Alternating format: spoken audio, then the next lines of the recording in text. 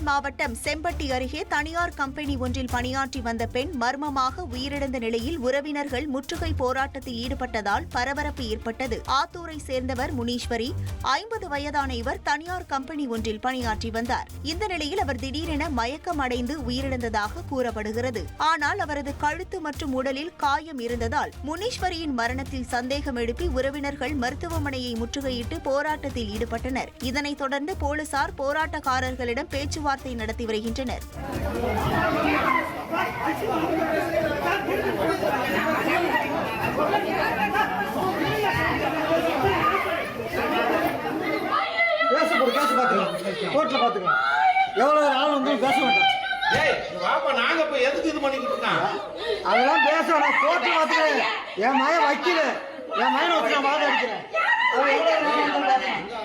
புதுச்சேரியில் நிலப்பிரச்சினை காரணமாக இந்து முன்னணி பிரமுகரை வெட்டி தலையில் கல்லை கொண்டு தாக்கி கொலை செய்த சம்பவம் பரபரப்பை ஏற்படுத்தியுள்ளது.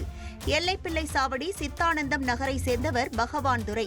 இந்து முன்னணி அமைப்பில் நிர்வாகியாக இருக்கும் இவர் கட்டுமான பொருட்கள் விற்பனை செய்யும் தொழில் செய்து வந்தார். இந்த நிலையில் பகவான் துரையை மர்ம நபர்கள் சிலர் சரமாரியாக வெட்டி தலையில் கல்லால் தாக்கி கொலை செய்துவிட்டு தப்பி சென்றனர். இது தொடர்பாக வழக்கு பதிவு செய்து காவல்துறையினர் விசாரணை மேற்கொண்டனர். பகவான் துரைக்கு மனைவி வழி உறவினர்கள் சிலருடன் நில தகராறு ஒன்றில் முன்விரோதம் இருந்ததாகவும் அவர்கள் ஆட்களை வைத்து கொலை செய்ததாகவும் தெரியவந்தது. இதனைத் தொடர்ந்து கொலையாளிகளை போலீசார் தனிப்படை அமைத்து தேடி வருகின்றனர். திருவள்ளூர் மாவட்டம் பொன்னேரி அருகே தொழு நோயாளிகள் வசித்து வரும் குடியிருப்பு பகுதிக்கு முறையாக சாலை அமைக்காததை கண்டித்து நகராட்சி அலுவலகத்தை அப்பகுதி மக்கள் முற்றுகையிட்டனர். குன்னமஞ்சேரி இந்திரா நகர் குடியிருப்பு பகுதியில் தார் சாலை அமைத்து 20 ஆண்டுகளுக்கு மேலான நிலையில் மண் சாலையில் வாகனங்கள் சிக்கிக் கொள்வதாக புகார் தெரிவித்த அவர்கள் உடனே தார் சாலை அமைக்க வலியுறுத்தி நகராட்சி தலைவரிடம் மனு அளித்தனர். திருப்பத்தூர் மாவட்டம் வாணியம்பாடி அருகே கிராம ஊராட்சியில் வீட்டுமனைக்காக ஒப்புதல் பெற 12 லட்சம் ரூபாய் லஞ்சம் வாங்கிய ஊராட்சி மன்ற தலைவரை லஞ்ச ஒழிப்புத்துறையினர் கையும் களவுமாக பிடித்து கைது செய்தனர். வாணியம்பாடி ஜனதாபுரம் பகுதியைச் சேர்ந்த ரியல் எஸ்டேட் தொழில் அதிபரான AK சீனிவாசன் என்பவர் அளித்த புகாரின் பேரில் ஆம்பூர் அடுத்த மேல் சான்றோர் குப்பம் ஊராட்சி மன்ற தலைவர் சிவக்குமார் கைது செய்யப்பட்டுள்ளார்.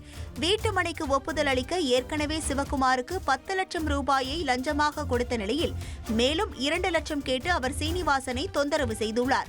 இதையடுத்து ரசாயனம் தடவிய ரூபாய் நோட்டுகளை லஞ்சமாக சீனிவாசனிடமிருந்து வாங்கிய போது சிவக்குமாரை போலீசார் கைது செய்துள்ளனர். ட்ரெண்டை ஃப்ரெண்ட் ஆக்கிக்கோங்க. தந்தி டிவியின் சப்ஸ்கிரைபர்ஸ் அண்ட் ஃபாலோவர்ஸ் குடும்பத்தில் நீங்களும் இணையுங்க.